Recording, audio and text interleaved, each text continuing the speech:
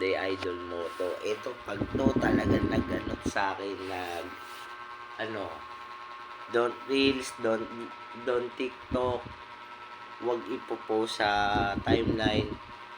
Sana mapansin ako, small YouTuber nga pala, Idol Moto. Matagal na kitang, crush ba? Tsaka yung mga pagtulong mo no during pandemic, solid yun.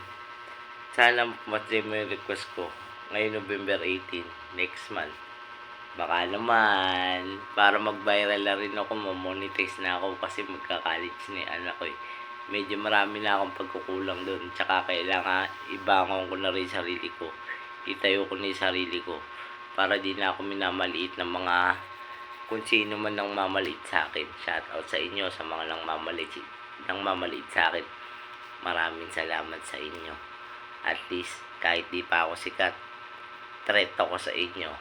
Hindi naman ako nagyayabang. Pero baka papunta ako ron. Hindi man ngayon. Baka sa tamang panahon. O, yun lang. Bye-bye guys. Sherwin Vlogs. Good morning.